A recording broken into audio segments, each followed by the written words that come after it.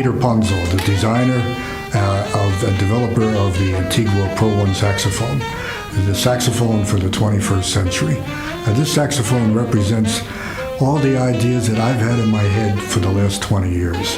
As many of you know, I've been developing saxophones with unique ideas since 1980 for different companies in France and Germany, Italy.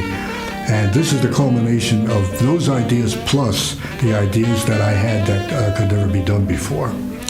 And they're all of this saxophone, everything.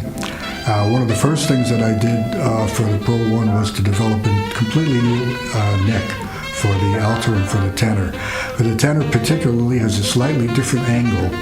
A lot of tenor saxophone necks cause you to play like this, which closes off your windpipe and it makes for a lot more resistance. This, just a change in the angle, makes you open up your windpipe and there's a much freer sound that comes from it. We have found a different kind of brass mixture that is very similar to the brass used in the French saxophones from the 50s.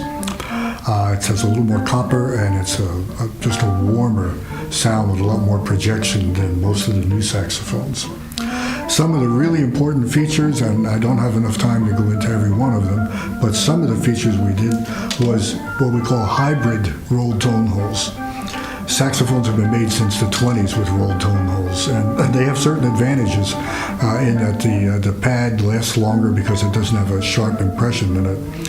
But my opinion, all the years I worked with different companies that made rolled tone hole saxophones, was that the sound tended to spread too much when every tone hole was rolled. So what we did was this: we found that the important place to have rolled tone holes is on the bottom notes, 1, 2, 3, 4, 5. And that makes the low notes much easier to play. The pads last longer, and we still have here regular tone holes. And what that happens there is that you have the advantages in the bottom of the rolled tone holes, but you have the same directness without the sound being too spread.